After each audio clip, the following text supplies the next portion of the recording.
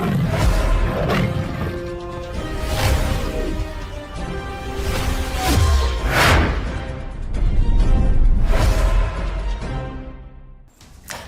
मैं शालिनी और आप देख रहे हैं nature times wild India news. आइए बढ़ते हैं आज की बड़ी खबर की ओर। राजस्थान वन्य जीव मंडल की बैठक, वन भूमि कब्जे पर बड़ा फैसला, जल आपूर्ति, सड़क और संचार परियोजनाओं को हरी झंडी। जयपुर में आयोजित राजस्थान राज्य वन्य जीव मंडल की स्थायी समिति की बैठक में कई महत्वपूर्ण फैसले लिए गए।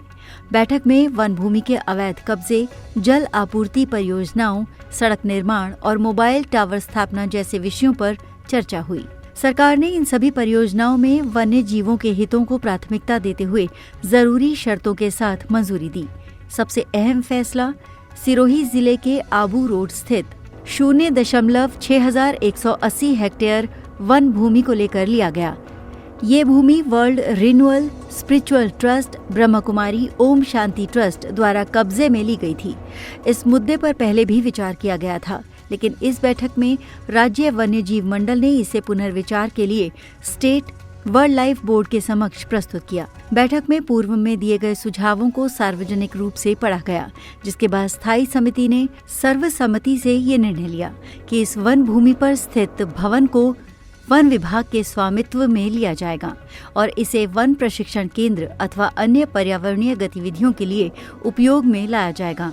वन्य जीवों और पर्यावरण संरक्षण को ध्यान में रखते हुए कई अन्य विकास परियोजनाओं को मंजूरी दी गई। झालरा पाटन गिंदौर रेलवे स्टेशन पर अहू नदी पर एक हाई लेवल ब्रिज के निर्माण को स्वीकृति दी गई, लेकिन इस शर्त के साथ कि कोई पेड़ नहीं काटा जाएगा, मिट्टी और मलबे का उचित निस्तारण होगा और नदी किनारे रहने वाले वन्य जीवों के लिए पर्याप्त क्रॉसिंग रैंप बनाए जाएंगे।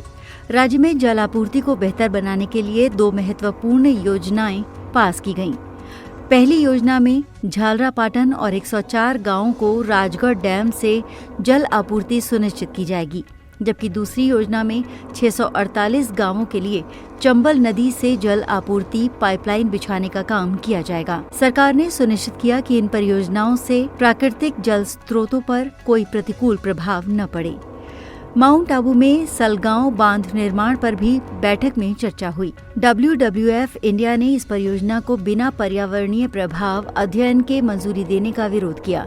इसके बाद समिति ने निर्णय लिया कि बांध के जल का 25% हिस्सा वन्य जीवों के लिए आरक्षित रखा जाए ताकि पर्यावरणीय संतुलन बना रहे। प्रतापगढ़ जिले में BSNL द्वारा 4G नेटवर्क को मजबूत करने के लिए मोबाइल टावर लगाने की परियोजना को स्वीकृति दी।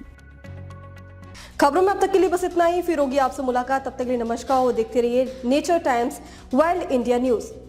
ऐसे ही लेटेस्ट अपडेट पाने के लिए हमारे चैनल को सब्सक्राइब करें और तुरंत नोटिफिकेशन पाने के लिए बेल आइकन प्रेस करना ना भूलें।